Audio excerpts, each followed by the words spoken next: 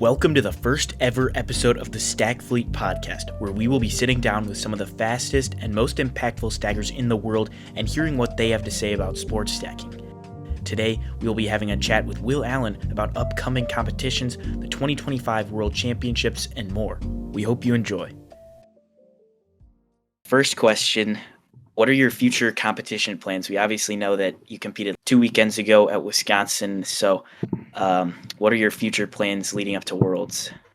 So this upcoming weekend, tournament in my hometown of Grand Rapids, the Meyer State Games.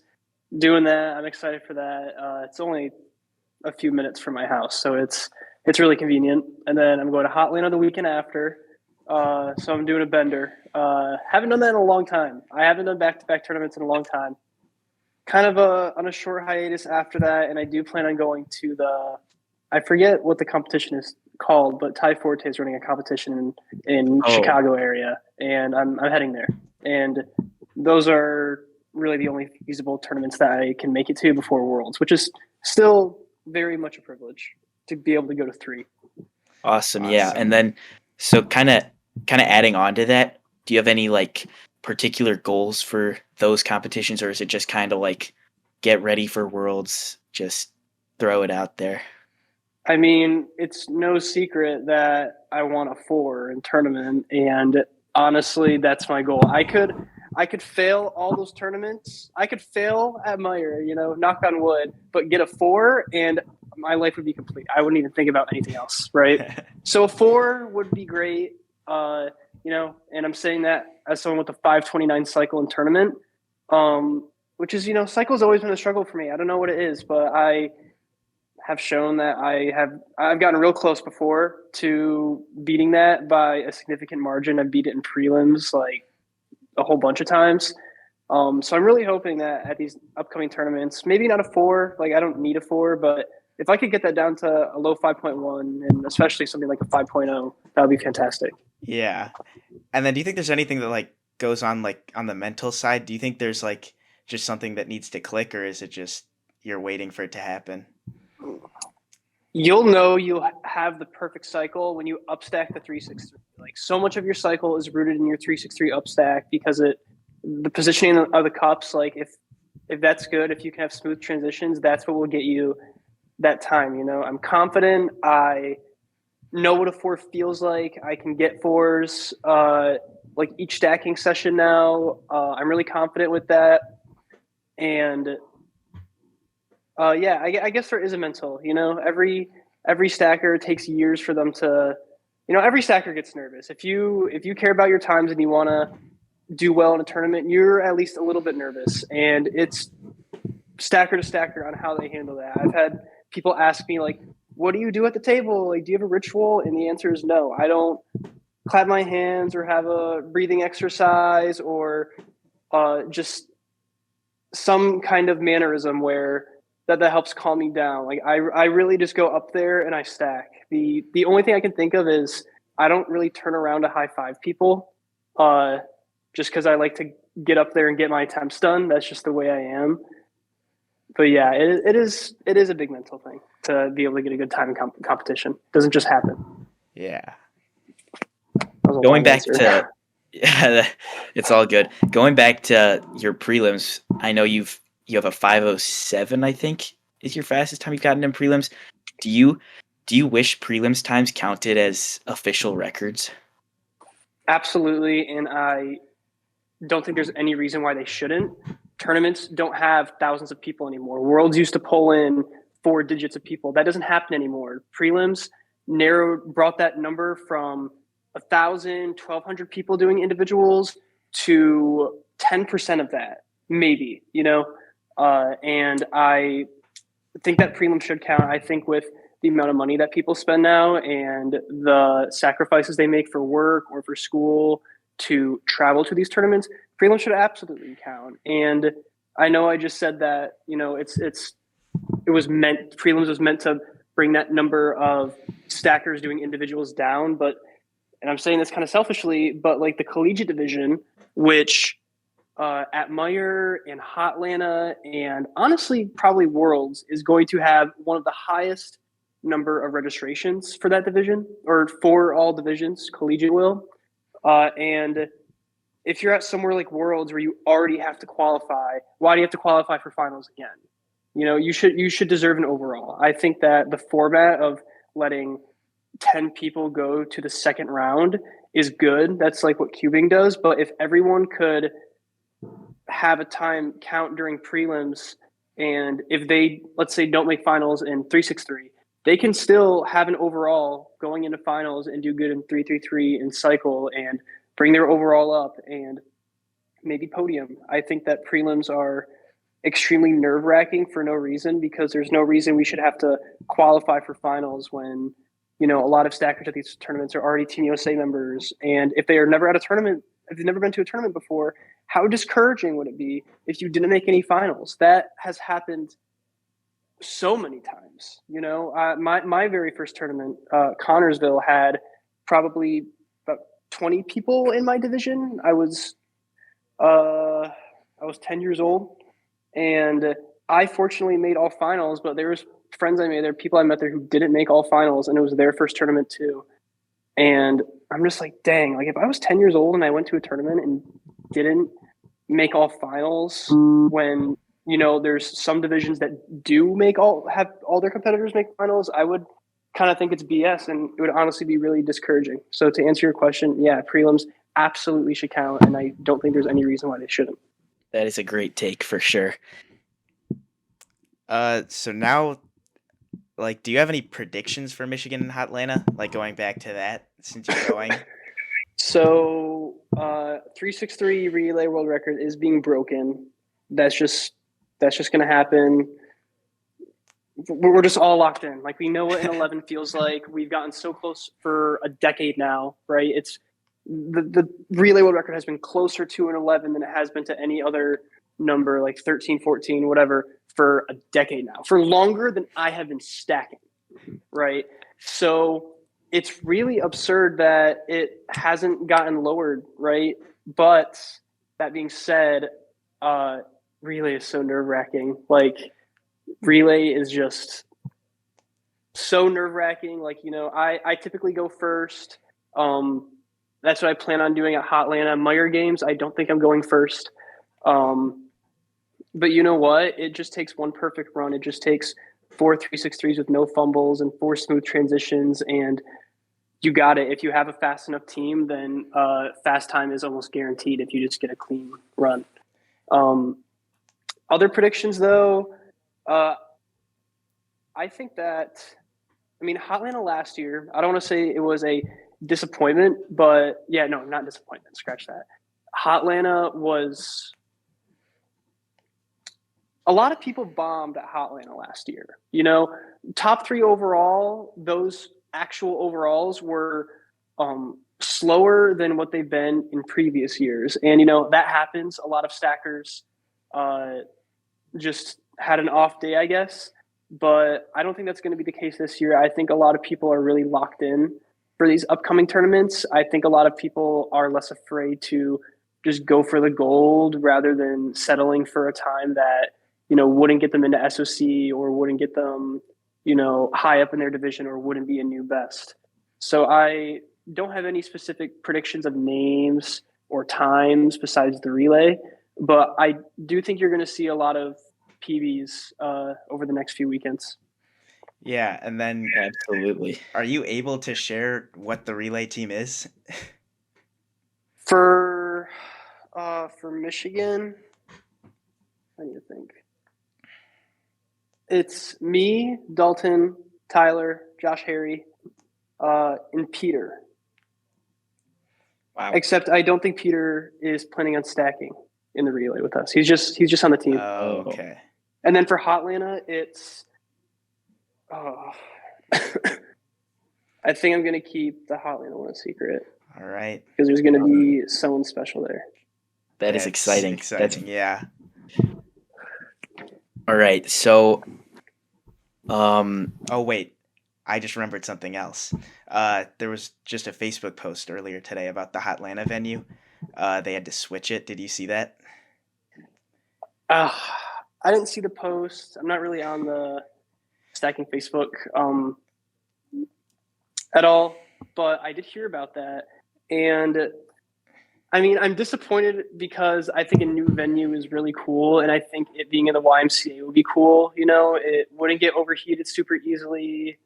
Good bathrooms. It would. I think just like a new environment would have been really interesting. And I know a lot of people haven't been to the venue where it's going to be, but I went to the Georgia Open a few years ago, and as long as the tables are good, it's fine. It's all good. HOTlanta doesn't really have the registration this year as it has other years, but they are also capping the registration at like 100, 100, I think, something like that.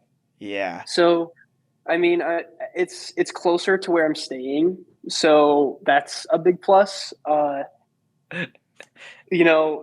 that's really the only like thing that I'm looking forward to about it. It's all good though. It's just the venue. As long as the tables are good, then I'm not going to complain. No slippery floors either. Yeah, no slippery floors. The floors there are like what you would find in like a gymnastics type room, or it's like those foam padding that would like click together kind of. I don't know how to describe it. It's like that. So it's like a little bit like bouncy, but doesn't really affect anything. Yeah. So does competing at a lot of tournaments like HOTlanta in Michigan, does that help you prepare, would you say? Like, does that give you an advantage over other stackers who don't compete as much leading up to a tournament as big as Worlds? Yes and no in a way. For me, I don't think so. I don't think it would. I need to think about my words here for a second. For me personally, I don't think it would that much, just because every tournament is different, but also I know my abilities. I'm confident in my abilities. I know how fast I can go. I know what I can get, and that's not going to change in just a few months. Even if you do practice a lot. So for some people, no, but I have heard from a lot of people, like William Polly. I've talked to him, and he's thinking about heading to that Chicago tournament just because he isn't able to like compete for a minute. But he's also going to Worlds, and he's told me like, "Oh, Will, like you're so lucky. Like you went to Wisconsin. You have a tournament in Grand Rapids. You are going to HOTlanta. You have a lot of momentum going into the World Championships. You have a lot to work on, but like life happens in between those tournaments, and I'm a college student now, and I wasn't originally planning on going to Worlds, but my exam schedule worked out. I was able to talk to my professors and get some things moved around. And I'm just going to be a really busy body leading up to that, because I'll have a bunch of exams to do. I'll have school, homework. I'll have work, like actual work. So it really depends your lifestyle. I would say much more of an advantage is being able to consistently practice leading up to Worlds than it is consistently competing, because I feel like if you compete a lot, you value the actual competition aspect of a competition. Like seeing friends frequently is phenomenal, but you're much more sensitized to the fact, or desensitized, I guess, to the fact that you're competing. A decade ago, or I guess more 15 years ago, there were not as many tournaments as there are now. These past few seasons have had, post-COVID, have had the most tournaments worldwide, in the US, in Europe, everywhere, than any other time in stacking history. There used to be only a handful of tournaments a year. Nationals was a thing for a few, for a few years, and that was just a few weeks before Worlds always. But if you used to be able to value a competition, you used to the stakes used to be a lot higher, because for me, like Grand Rapids, I'm not going to go in with this mentality, but leaving, I can be like, well, if I didn't do well, I always have HOTlanta next week, and then I have the Chicago tournament a month later. If I would feel much more confident going into Worlds if I practiced, every day and got some really good consistency training down. I think having that availability is much more of a privilege than being able to compete is. Yeah. And how's college going for you? Obviously, that's like a huge adjustment. Like, what do you think? Yeah, it's going good. I didn't stack like touch cups for the longest time I have ever not touched cups. It was probably about like 5 or 6 months. It was like August to like December, right? And I was like, damn, I can't swear. I was like, dang, I'm gonna be so washed when I practice. And I just practice, where I am now. Like my dorm building has some classrooms scattered around it. And I just would go into one of the classrooms because stacking is way too loud to do it in my dorm. And I started stacking, and I got a 4 that day after some practice, and I was like, okay, like I still got this. And because now I'm stacking more because I'm just enjoying it more. Like I was like, dang, like why didn't I stack for that long? Like, yeah, I was busy, but you make time for things that you want to, and I try to make time for stacking, especially with all these competitions coming up. During like the first 6 months, like I didn't compete. I did actually in September, but that was just really more of a thing to like visit Josh. Like like see some other friends. I didn't really like prepare much for that, and it's kind of reflected in my performance there. And I didn't really practice much for the rest of the year, and I was kind of shocked that I got some records over winter break. But yeah, now I'm more confident. Like I practice differently now that I'm here at college. But yeah, it's going well. School's going well, or like classes are going well. My friends are great. Going out is fun. Yeah, it's going good. Awesome. Glad to hear that. So now I guess heading more into like directly Worlds, that direction. Let's hear it. Do you think that the USA has a good chance to actually take the international challenge this year, despite it being so far away, with like such big names coming into play? Well, yeah, I think we have a chance, but countries like Malaysia also have a chance. Countries like Korea might have a chance. Countries like Denmark this year are going to be a powerhouse team. Yeah, I will say USA and Malaysia are, going to be up there with the top contenders like they were last year, but I don't want to put any guarantee on that. Like I don't want to sound too confident because Malaysia's so good. Like they're so good at cycle relay, and the team this year for international challenge is still tentative. There's been no word of it. Last year, I think it was like it was probably about a month before the competition is when I first heard the names that were going to be on the team. And it's hard to predict because a team, it's going to be different this year. I'm almost 100% sure there's going to be someone on International Challenge who hasn't been on it before. I feel like with our current Team USA roster, like that's something that is possible. But Yeah. sorry. I guess to answer, I'm sorry, I'm still so sick. You're good. You're good. To answer your question more directly, I guess a good answer is it's going to be a tough competition, especially with Malaysia. Yeah, they know exactly what they're doing. They're 2 for 2. They got the momentum going into it. They know exactly what they need to do to pull out the win. They know they know what a sub 30 feels like, and a sub 30 is a fast time, but when you have an international challenge team from a country like Malaysia or USA, sub 30s are things that could be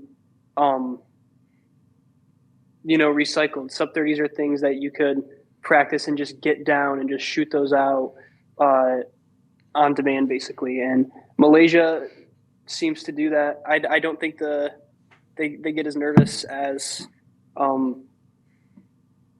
would on international challenge. Like in Singapore, Uh, it was a lot of fun, but we didn't have as much of a powerhouse team as we did in Orlando. But I was still nervous, I was still like, wow, like I'm like this is like a big deal, like you're chosen out of like all these people, and it was a lot of fun. It was a lot of fun, but it's nerve wracking, and all these countries have the competitors that have the speed to be able to win it. I really think Denmark. I need to think here, like wider. I think UK could have a good team if, like Finley, goes. If Astro Wilmeth goes, I know Lee is going, so he might be on Laura Beak, where they have, a lot of people with that are going to be going to Switzerland, many of which who are pretty fast. Like they could pull something out too, and I wouldn't put it past any of them. Yeah. I like the analysis though. Yeah. What do you think it's like? Like, what is your opinion on just being on such like a competitive team? Like for Team USA, there's so many guys and girls. Like, what do you think about it? Are you asking me like what, like me like, on Team USA or me on International Challenge? Just like both. Like, how do you feel like having so many people like from your country? I think we're at around 30 people confirmed going to Switzerland. I don't think that number is going to rise too much, but I think it'll rise a little bit. I think that 3 dozen mark from the other side of the ocean is a dang good turnout. I'm not disappointed in that at all. Singapore had less than half that, a bit less than half that. And, Switzerland is hard to get to. It's a commitment, and it's really cool to see all these people, especially some really, really fast people going to Switzerland. Orel might go to Switzerland. He's considering it, but he's busy and it's expensive, and it just is a lot to figure out in a short amount of time. But yeah, I think it's great that there's so many people coming from the U.S. I think this world's turnout is going to be higher than last year's. I think it might be higher than Singapore's, and Singapore had like 380 or something. Like it was a fat tournament in a small venue. I think Worlds this year had like 240 or 250, something in that range, like mid 200s range. I think countries like Germany are going to bring in triple digits just by themselves. We're going to see countries like France, who have never competed at a Worlds before. They have a French team now that went to Euros, and they had like 25 people, right? I think we'll definitely make the journey to Switzerland. The Swiss team is going to rep, obviously. I think there's going to be a lot of people going, countries like Spain or Poland, where, there's more and more stackers emerging here. I think they're definitely going to take advantage of the fact that World is in Europe, and we're going to get a solid turnout. Nice. Yeah. Especially because it's so cheap to travel in Europe. You could take a train for like $50 to get to Switzerland, and you got to book a expensive flight to get. That's like 2 hours long to get to HOTlanta. Yeah. So going the opposite way of relay, I'm sure doubles is going to be pretty important this year. Obviously, you were with Orel last year, right? Yes. And you guys got second, so doubles is a pretty strong event for you, especially considering your fastest on the web 5:27 with Chang Kang Ian. So, are you willing to comment on what doubles is going to look like this year for yourself? I'm so excited for doubles. Each year, doubles gets more and more competitive. Like you look at something like doubles it's just real competitive now. Absolutely. Especially these kids from Taiwan and Malaysia and Korea, like they know exactly what they're doing. I don't know what they're taught or what type of conditioning that they go through to prepare for that, but I think like the 10U world record is like a 6.1, like an absurd time in general. But for two 10-year-olds at that to get a 6.1, that is, unbelievable. Insane. There's going to be some solid U.S. pairs going. Europe always been, solid with doubles. I think it's going to be a good showing. I think people understand more now than ever that if you want to make SOC, like so many people have the ability to make SOC. And we look at tournament like Worlds last year where third place was like a high 6, like a 6.9, 6.8, which is so achievable and so doable for dozens of pairs that are going to be at Worlds. I have no doubt about that. And people understand that they need to go for it if they want to be in SOC. Me and Frank, I told him, like, we're not going any lower than a mid 6. Like, we're like a mid 6 is like almost a lock for SOC. It's not going to be any faster than like a 6.5, 6.6. Like that, if we get unlucky with the 6.5 and get 4th or 5th, like at least we tried, right? But I was kind of surprised we got second with a 6.8. But that just goes to show that the door is open for a lot of people, for a lot of teams from a lot of different countries, and you can put yourself on the map here. You can pull out a win, and it won't be a fluke because all these people have these really fast times. They are really committed to, like, people have doubles down now. People really have doubles down.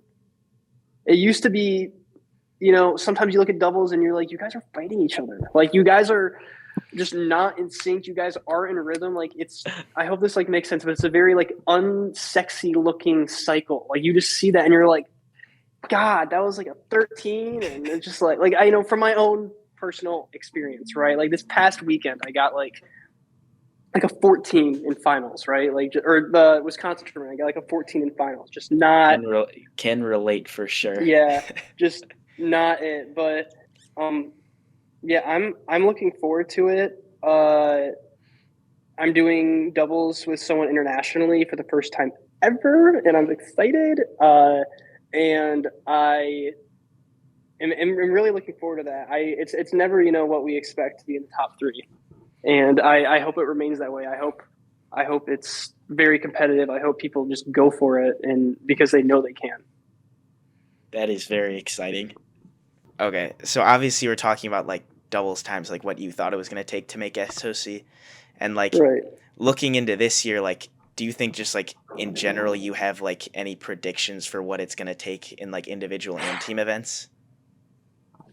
I always seem to overshoot. I always seem to say cutoffs are going to be faster than what they really are, and I'm not. I don't do that just for my own mental, where it's like, oh, cutoff is going to be this time, and so mentally I'm just like, I need to get this time.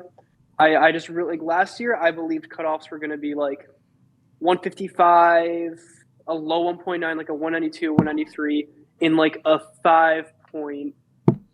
Like, I thought it was really going to be cutthroat. I thought it was going to be, you need to get one of your best times in tournament, or you just need to get a really solid time if you want to make SOC. And I'm not like downplaying how fast cutoffs were, but I kind of am. Singapore as well, where a time like a mid 1.6 is SOC, and that's a fast time. But personally, I don't think I don't even know what I got, like 164, 165 should be cut off at a Worlds. That's just the way the cookie crumble sometimes. So I always overshoot. So that was a way too long of an explanation for that. But predictions for relay, it always seems to be somewhere like a mid to low 13, and I don't think it'll be any different this year. I think a 12 cutoff would be really cool, but if I'm being honest, I don't think it would happen. Individuals, 333 for males, like a high 1.5, like 158, 159, 157. 363 is going to be, I want to say like a mid 1. Like, I know I said like I always overshoot it, but mid 1, like 194 to like 196, 197 range, and then cycle 5.5. Low 5. 5.5 will be third. That's what I believe. That is crazy. I like those predictions. So kind of thinking back to your performance last year at Worlds, obviously lots of success in cycle as we Absolutely. saw. But with 363, do you think that like last year opened your eyes and like changed, like how will that affect your approach this year? It won't, because I'll be in the exact same circumstance. That was the first time ever. I don't know how many times I competed. I think it's around 40 that I've ever not made an individual final. I've for 9 years now or I guess not anymore, but for an 8-year streak, I had every final, every tournament I went to, and some of those the division was under 10 people, some of those was over 10 people. Worlds, I just, I was nervous, and if I'm being honest, I just choked. When I stopped that timer and saw 2.6, I was like, I just didn't make finals. Like I'm not in 360 finals, and I thought I would be super duper upset over it, but I was like, no, like I can't be. Like what's done is done. Like I didn't make finals. At least I don't have to worry about an overall anymore. So I just kind of went for it, I went for just like a better time in 323 and 323 and cycle. But in prelims this year, I like to go over early, but you just you just got to treat it like a comp training. Like just, I know it's easier said than done, especially in a circumstance like World Championships, but I know I have the ability to make finals in my division. I know it's well within my capacity to go fast enough to crack the top 10 in collegiate. So I just need to be confident in myself, and that's it. Great to hear. We believe in Yeah, you. definitely ideal mentality. What are your thoughts on the Worlds bundle? And we also are wondering what your like go-to set for competition is, and what you think is like just the best set out there. I think the teal PS2X are really cool looking. I'm really excited to get my hands on those. The cups are cool. I don't know. They don't look like. I mean, to me they look like the World Championships cups from Orlando, right? And I don't really like those cups personally.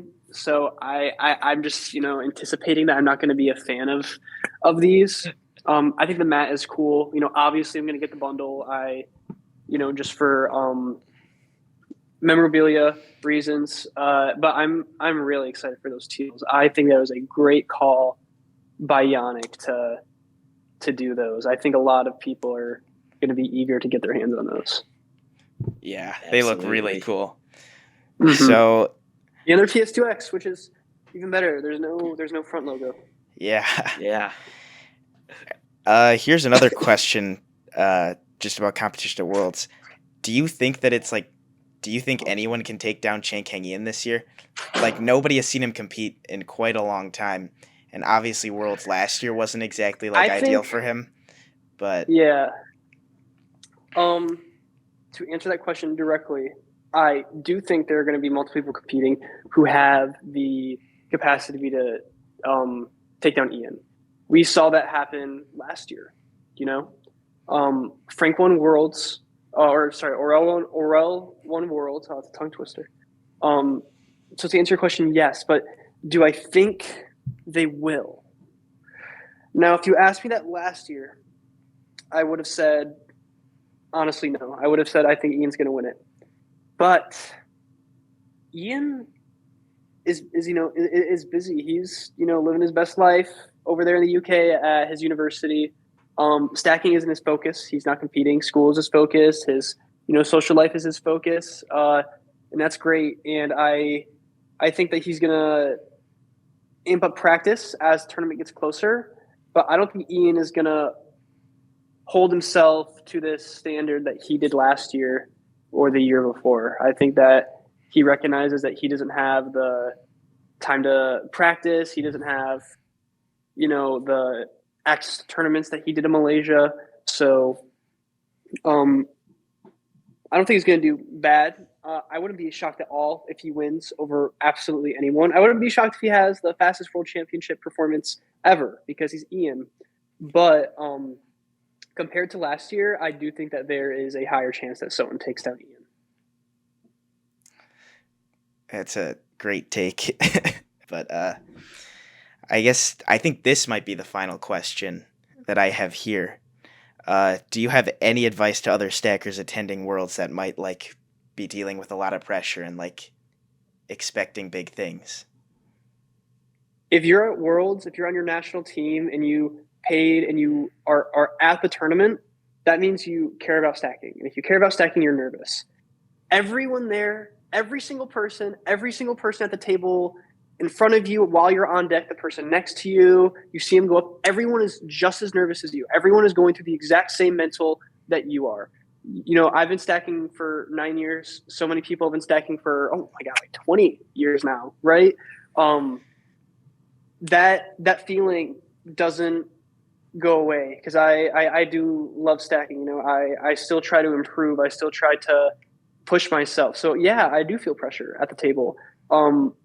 But have comfort in knowing that everyone else is. You know, no one is going nonchalant up to the table and being like, "Oh yeah, like I'm about to rip out this 3-3-3 and it's gonna be my best in tournament and you know it's just gonna be no big deal." Like some like Seung Kim first four type reaction, right? Like, no, you know, Seung Kim took 5 years to go from a 5.0 to a 4. Like, you know, she practiced and she put the time in to compete at these tournaments. You know, she's nervous, and when you look at a tournament like Worlds last year, you know, like a lot of people are nervous, but that doesn't always impact your ability to do well. You know, that stat you guys released last year where cutoff for SOC in cycle to like 11th place or something was like 0.1. And I hear nobody talk about that. I think that is one of the craziest statistics in stacking history. 0.1 difference between 10 places, dude. Like that is such a small margin, especially in cycle, that you can just speed up in the 110-1 and you can get that time. Like, you know, but my best piece of advice is everyone there is nervous. Everyone there wants to do well. When you're on the on-deck table, the person next to you is nervous and thinking about how they're going to do at the table. The person at the table, the people behind you practicing, everyone there is nervous.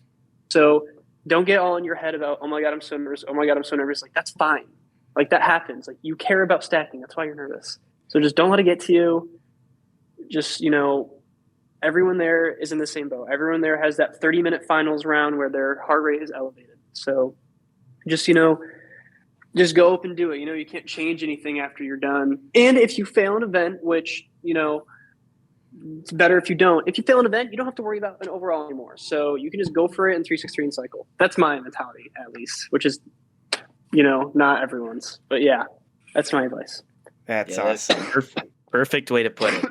And then before we go and wrap this up, what do you think is going to be the top three, like the all-around podium this year? Oh, man.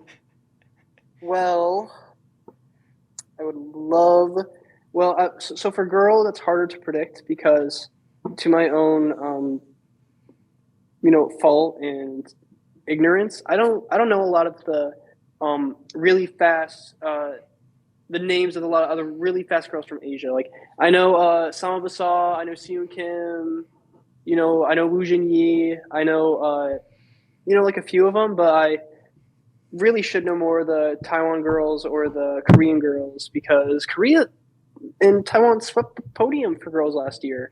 Oh God, what's her name? She won Worlds last year. Min Hyung Park. Yeah, Min Hyung Park. I know her. I don't know who's even going to Worlds out of all the girls from Asia. I would love Seung Kim to take that podium. She has not had her first place moment in a minute, so I really want her to not just win. I want her to dominate. I want her to leave her mark on stacking. I want 2025 to be the year of Seung Kim. She already got her 4. She needs to get her Worlds win, and she knows she can do it. Everyone knows she can do it. Yeah. But for boys, God, you know, I hate predicting stuff like this because it's hard and it's so different than last year because stacking and, people's lives are just different than last year. What do I really think podium is going to be? Well, if Frank goes, Frank. You know what? If Frank goes, I want to see an all-William podium. I want to see me, Polly, and Frank in any order on that podium. I don't want to predict. I just can't predict. If I predicted a top 3, it would be disingenuous because I wouldn't really be confident in the answer. Like I would need to be at the tournament to predict that, right? So I don't want to predict. It would be a disingenuous answer because I wouldn't really be honest with you guys. But I would love to see an all-William podium. Out of, partly selfishly because that means I would be up there. But I think it would just be. I think it'd be so cool. I looked up to William Polly. I looked up to William Morrell when I was a kid. And the fact that that's, something that the possibility, the fact that that is something that isn't super unrealistic is exciting. And it would seriously be like a culmination of my stacking career if that happens. That would be amazing. Yeah. All right. So I think that's all we got. So thank you awesome. so much for coming on here. This was good. I like this idea you guys got going.